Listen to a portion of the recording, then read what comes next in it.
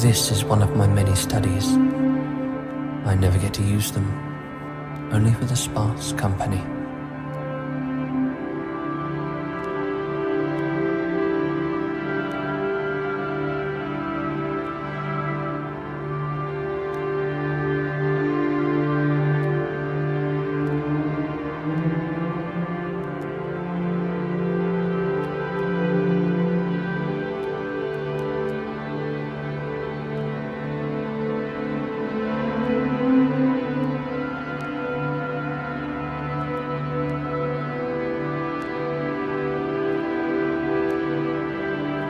From here, distant fires and mist.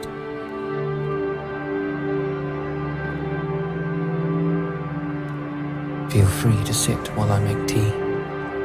Do you have a preference on flavors?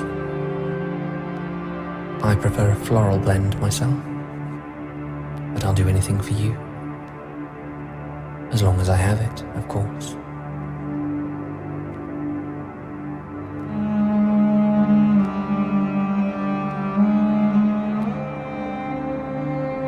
Splendid.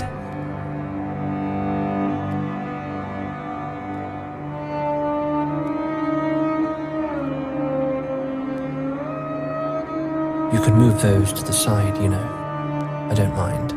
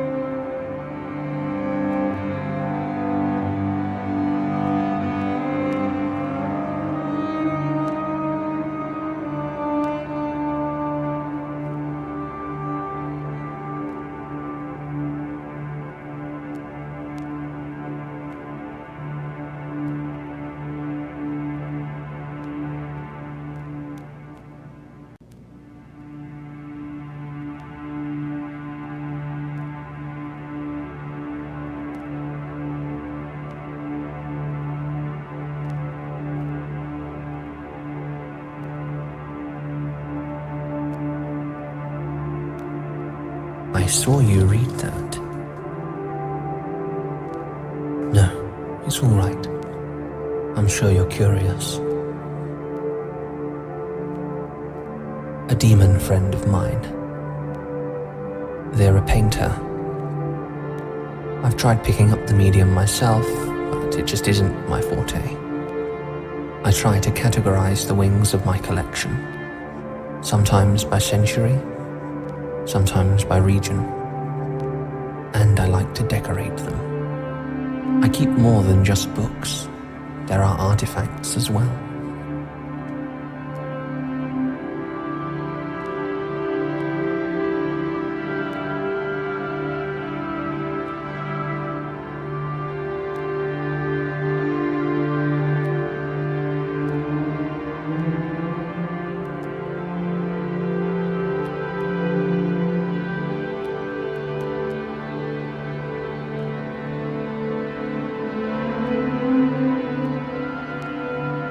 I partake in a pen pal system throughout the circles and to other regions.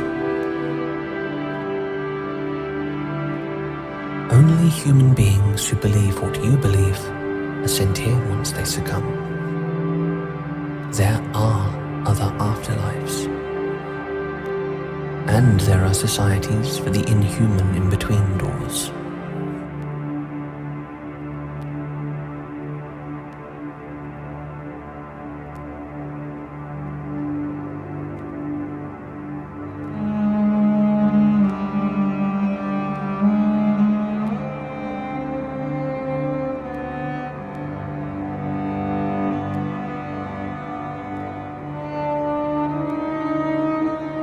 I hope this is to your taste.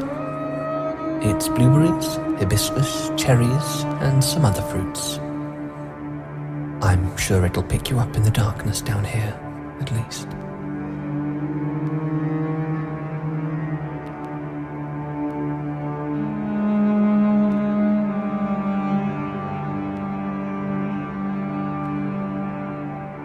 waiting for you. You are a guest in my home.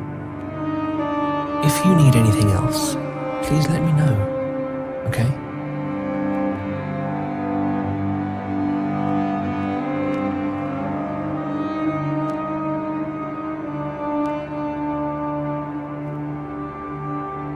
So, shall we start this over?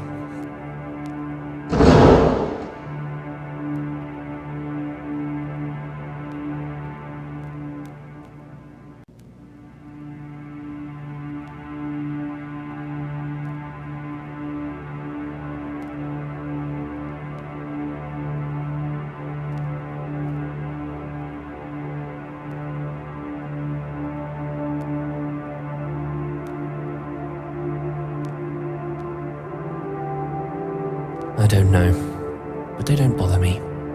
I let them fly about. Some of them nest on the spires. Blackbirds are my favorite animal.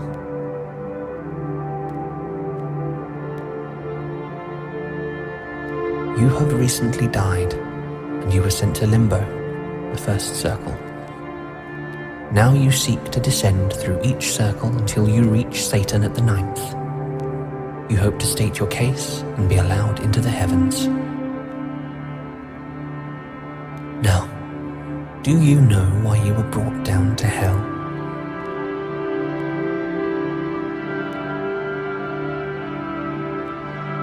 So you intend to entreat with the devil without knowing what you may have done wrong.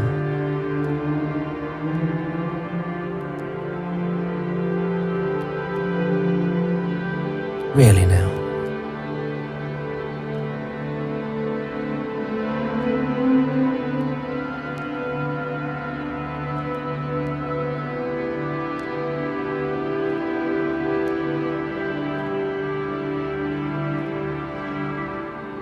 We should start from the beginning then, shouldn't we?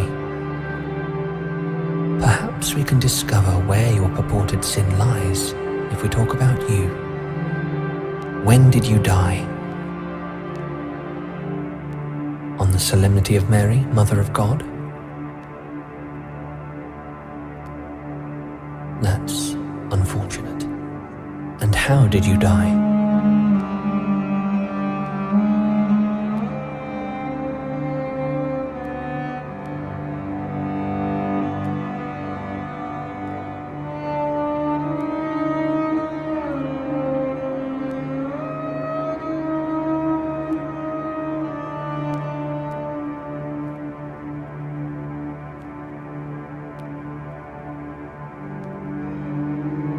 Of course.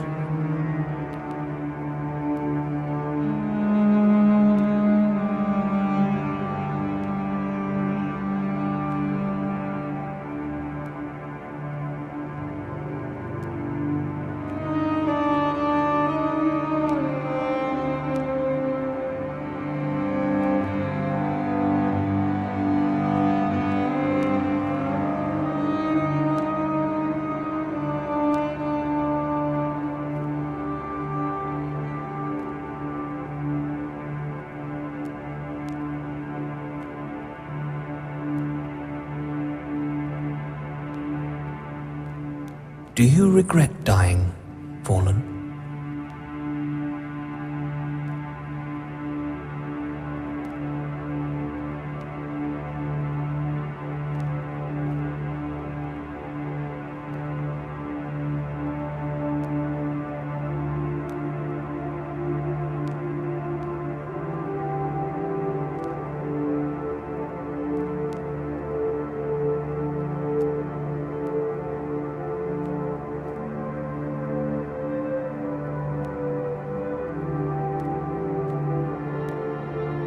His choice?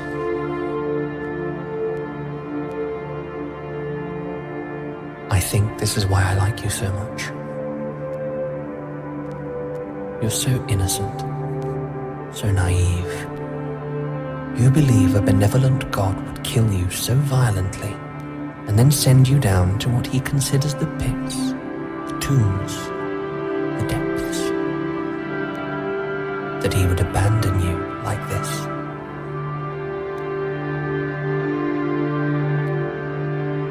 Revelations 21:4. And God shall wipe away all tears from their eyes, and there shall be no more death, neither sorrow nor crying, neither shall there be any more pain, for the former things are passed away. Conflict is what drives the human species. It's what drives innovation and love. If you had an eternity in paradise, would you want to do anything? Think of any desires you had as a mortal. All of those things you wished to do before you died. Travel, fall in love, make something worth remembering, learn something new, leave an impact.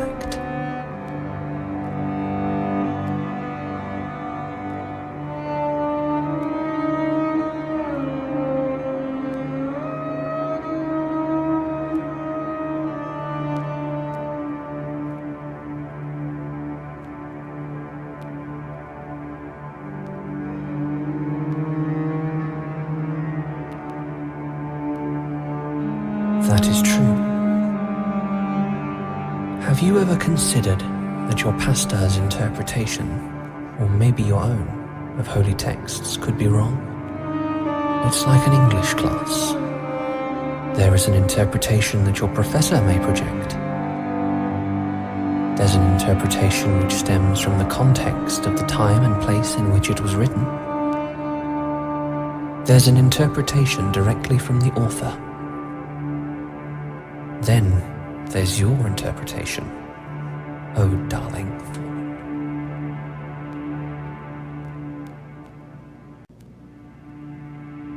You can ask me anything.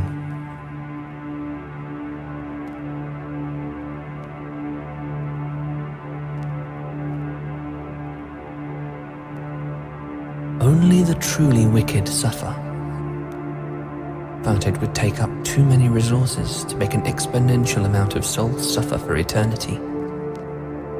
We may have eternity, but we like to make things quick.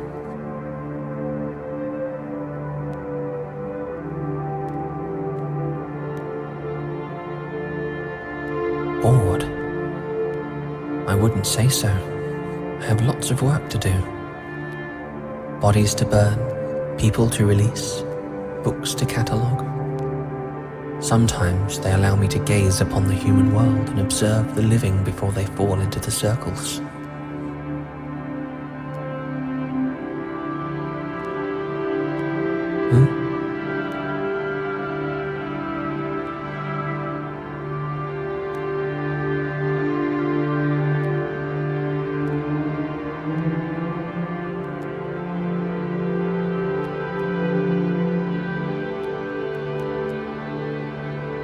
I suppose I do get lonely. I have friends, other demons mostly, who come to visit and assist, but they leave. They have to. They have other obligations and their own concerns to consider. I just wish that... Pay me no mind. We have more pressing issues to worry about. Your locket.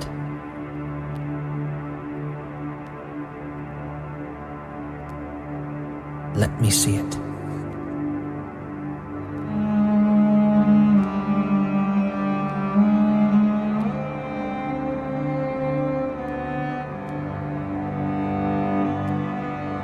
You know how people will keep the portraits and memories of their loved ones tucked in a locket close to their heart,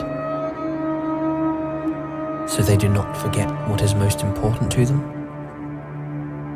It's similar to that, only it's with your memories.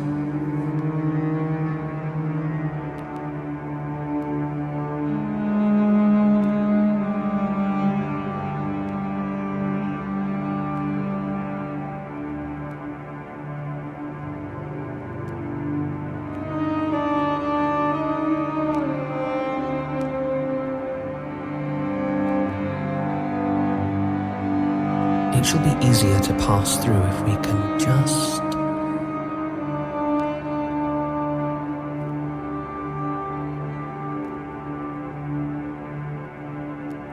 This one should work.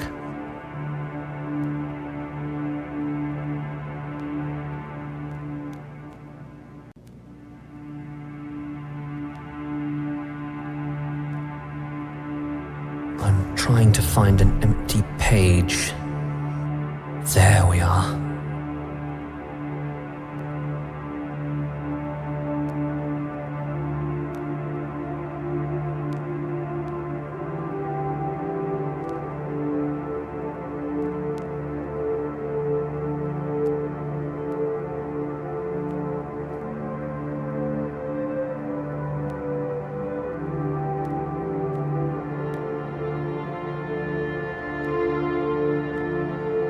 We then close that, and now all we do is wait.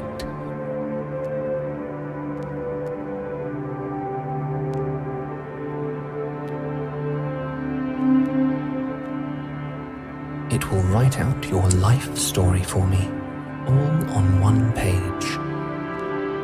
We need only give it a few minutes. Can I interest you in more tea?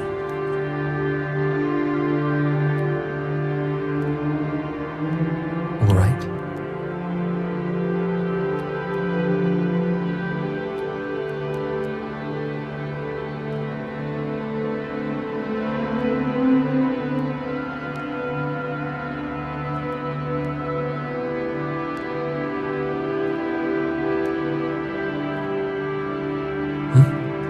Oh, apologies.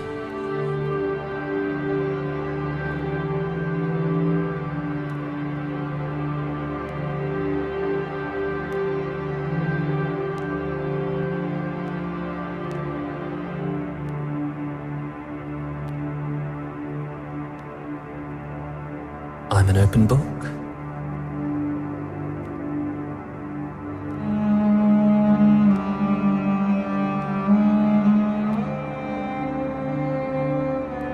You asked this earlier. Why?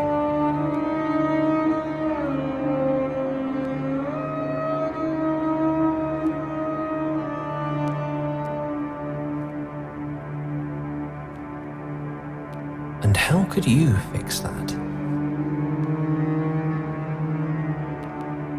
You don't want to do that. Here in Heresy, it's cold, and you would have to endure me for eternity. I'm not very enjoyable.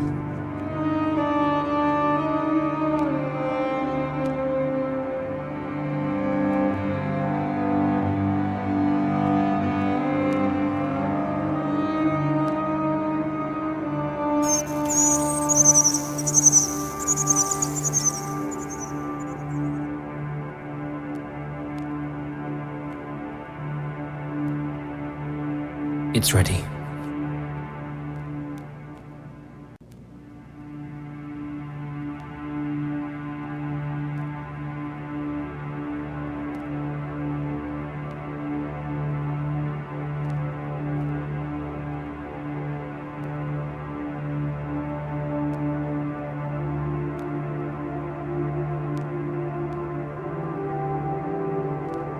I think so. There is something overarching, but I can pull out a specific moment.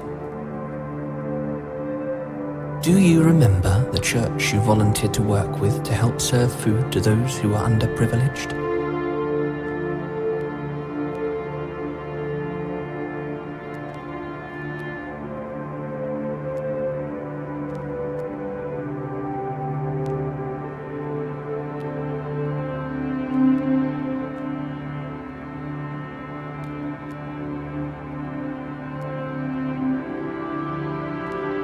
Then he commanded the multitudes to sit down on the grass. And he took the 5 loaves and the 2 fish, and looking up to heaven, he blessed and broke and gave the loaves to the disciples. And the disciples gave to the multitudes. So they all ate and were filled, and they took up 12 baskets full of the fragments that remained. Now those who had eaten were about 5,000 men besides women and children. Matthew 14, verses 19 through 21. Really?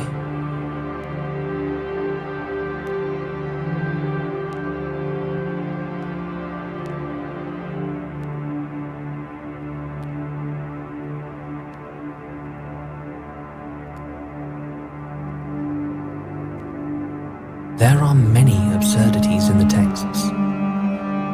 Silly things, annoying things, things that don't make sense. It's like how we think of Greek and Roman mythology nowadays. Less so that it really happened, and as more of a fable. I think of Ambrose Bierce in a more modern context. So you take a lot of what's in your text as lessons, rather than fact. So do I. And therein lies your sin. You don't take it literally, and that's a heresy.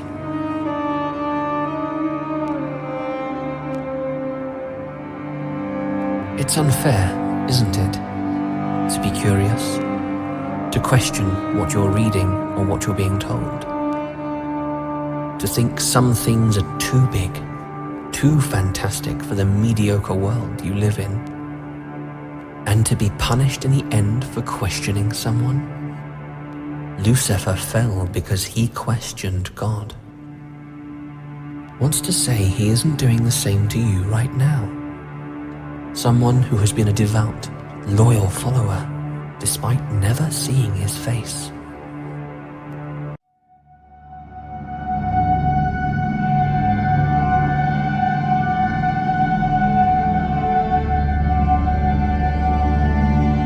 But why is that a bad thing? No one should expect someone as wonderful as you to be perfect all the time, because you're perfect in your own right. I couldn't take it anymore. I came to the mortal world as a bird to observe those following a faith I had come to detest. That was the first time I saw you. I don't know what it was about you, but you caught my eye in a way no soul ever has. And so, every so often, I would visit you as a raven outside your window, whether it be in a holy place or in the confines of your home. I knew your beliefs, I knew you, and you were fantastic. But I knew you would have to come down here eventually, because you were so uniquely you. Frankly, I was selfish. I could have waited for you to die much, much later. But I wanted to see you now. And I thought that if you lived your whole life only to be sent to hell for being human, it would be worse on you. So I killed you. I was the bird that flew from the spire and caused you to fall. I didn't mean for you to die like that. But that's how it happened. And you came down here to me after I asked everyone above to be nice to you, just so you wouldn't fall victim to their hunger. And here you are, looking as beautiful as you've ever been. And I haven't been able to stop looking at you ever since. I've kept my composure, but I want to be with you like this forever.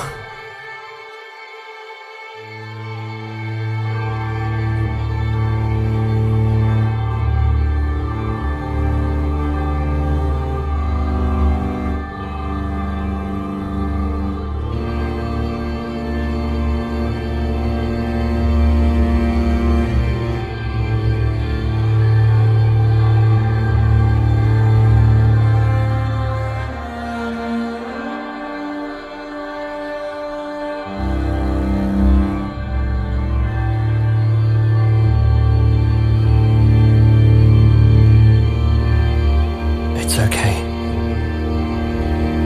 You don't have to say anything. I already know that you feel the same way I do.